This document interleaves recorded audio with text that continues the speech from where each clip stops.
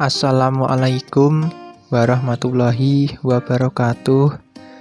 Perkenalkan, nama saya Vicky Pratama Setia Mahardika dengan NIM 20051214016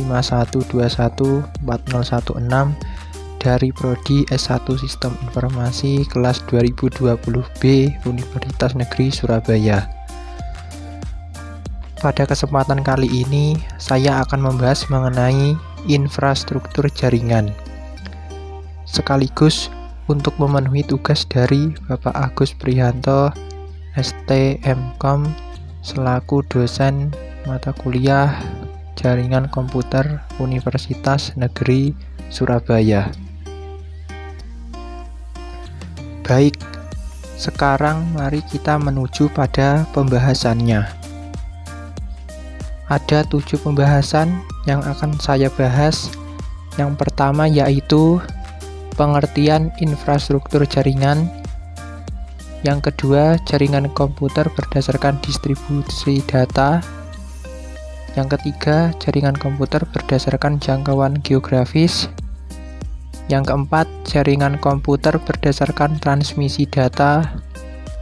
Yang kelima, jaringan komputer berdasarkan topologi. Yang keenam, mengenai data center. Dan yang ketujuh adalah manfaat jaringan komputer. Untuk lebih jelasnya akan saya bahas secara rinci. Di bagian pertama mengenai pengertian infrastruktur jaringan. Infrastruktur jaringan adalah sebuah kumpulan dari sistem komputer yang saling berhubungan satu sama lain, dihubungkan oleh berbagai macam bagian dari sebuah arsitektur telekomunikasi. Infrastruktur jaringan terbagi menjadi 2 macam, yaitu infrastruktur fisik dan infrastruktur logikal. Baik, sekarang kita bahas terlebih dahulu infrastruktur fisik. Sesuai dengan namanya, fisik, maka akan banyak berhubungan dengan komponen fisik suatu jaringan, yang tentu sesuai dengan desain jaringan yang dibuat. Adapun contohnya, ada router, switch, bridge, server, jaringan telepon umum atau PSTN, dan asynchronous transfer mode atau ATM. Sedangkan untuk infrastruktur logikal ialah suatu komposisi dari kebanyakan elemen-elemen software yang menghubungkan, mengatur, dan mengamankan host pada jaringan. Adapun contohnya adalah Domain Name System atau DNS, Directory Service, dan protokol jaringan TCP/IP. Selanjutnya yaitu jaringan komputer berdasarkan distribusi sumber data. Ini terbagi menjadi 2, yaitu jaringan terpusat dan jaringan terdistribusi.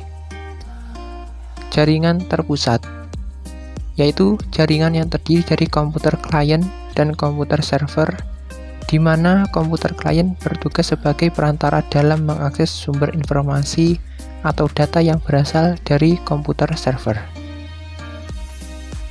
Sedangkan menurut Irawan, jaringan terdistribusi ialah perpaduan dari beberapa jaringan terpusat yang terdiri dari beberapa komputer server yang saling berhubungan dengan klien sehingga membentuk sistem jaringan tertentu. Kemudian ada jaringan komputer berdasarkan jangkauan geografis. Yang pertama ada LAN atau Local Area Network. Merupakan jaringan komputer yang hanya mencakup area atau wilayah yang kecil saja. Biasanya digunakan pada jaringan di warnet, di kantor, ataupun sekolah. Yang kedua, ada MAN atau Metropolitan Area Network, yaitu jaringan komputer yang berada dalam satu kota atau antar kota tertentu dengan kecepatan transfer data yang cukup tinggi. Jaringan komputer ini menghubungkan berbagai lokasi seperti perkantoran, perbankan, kampus, dan pemerintahan. Yang ketiga, ada WAN atau Wide Area Network, yaitu suatu jenis jaringan komputer yang sangat luas, yang mencakup negara bahkan benua.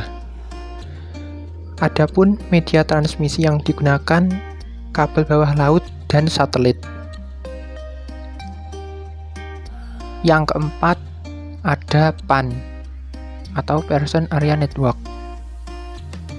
Ini sama seperti jaringan LAN, biasanya mencakup wilayah yang kecil seperti jaringan rumah ataupun kantor. Sering digunakan untuk berbagai resource seperti internet atau printer.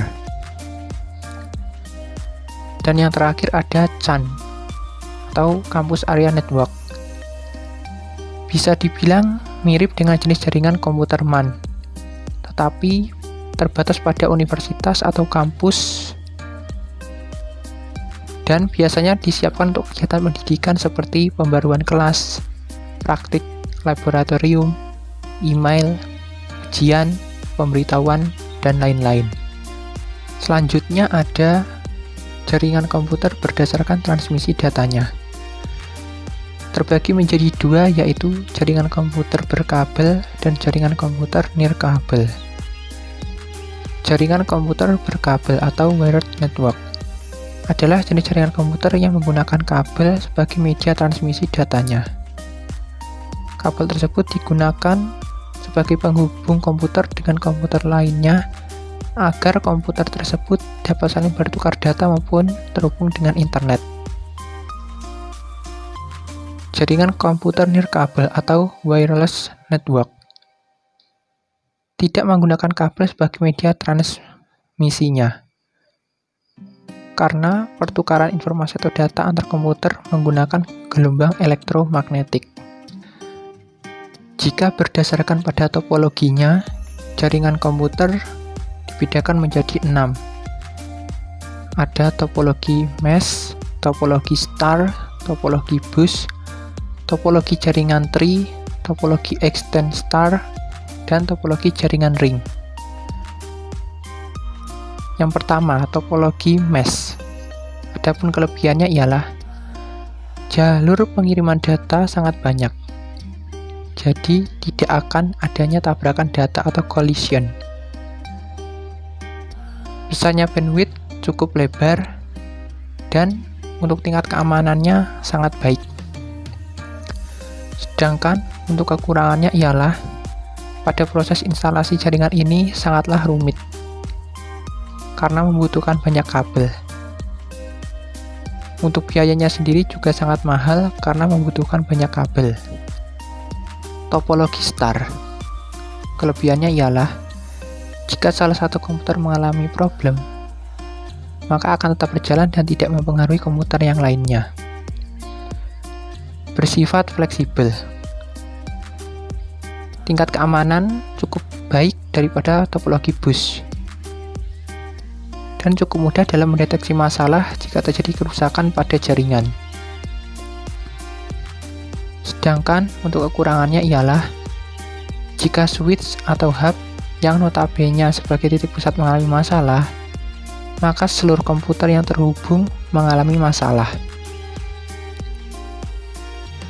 Cukup membutuhkan banyak kabel, sehingga biaya yang dikeluarkan cukup mahal. Dan jaringan sangat tergantung pada terminal pusat. Topologi bus. Kelebihannya ialah biaya instalasi sangat murah karena menggunakan sedikit kabel. Jika terjadi penambahan klien atau workstation, dapat dilakukan dengan mudah. Dan topologi ini sangat sederhana dan mudah diaplikasikan. Sedangkan untuk kekurangannya ialah jika salah satu kabel pada topologi jaringan bus putus, maka dapat mengganggu komputer atau klien yang lain. Proses sending atau mengirim dan receiving atau menerima kurang efisien, karena sering terjadi tabrakan data pada topologi ini. Dan topologi ini sangat jadul dan sulit untuk dikembangkan. Topologi jaringan tree. Memiliki jaringan yang lebih besar, mempunyai akses segera, memiliki keterbatasan titik, dan memiliki manajemen data yang cukup baik.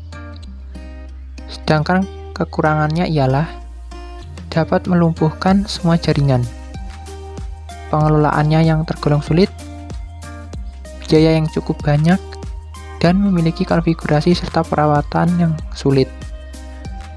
Topologi extended star. Kelebihannya adalah, pada topologi ini, jika ingin menambah klien atau node baru, bisa dilakukan dengan mudah, hanya dengan menambahkan repeater. Aktivitas jaringan tidak akan terganggu walaupun terdapat komputer klien yang mengalami kerusakan. Sedangkan untuk kekurangannya ialah terpusat pada switch atau hub. Jika switch atau hub tersebut mengalami kerusakan, maka seluruh jaringan akan terganggu. Membutuhkan kabel yang banyak karena setiap node harus ditarik ke satu central point. Jika ingin menambah jaringan bar, ingin jangkauan yang lebih luas harus banyak menggunakan repeater. Dan jika jaringan padat, maka lalu lintas jaringan bisa menjadi lambat. Topologi ring. Kelebihannya ialah memiliki performa yang lebih baik daripada topologi bus. Mudah dalam pengimplementasian. Proses konfigurasi ulang dan instalasi perangkat baru bisa dibilang cukup mudah dan biayanya cukup murah. Sedangkan untuk kekurangannya ialah kinerja komunikasi dalam topologi ini dinilai dari jumlah atau banyaknya titik atau node.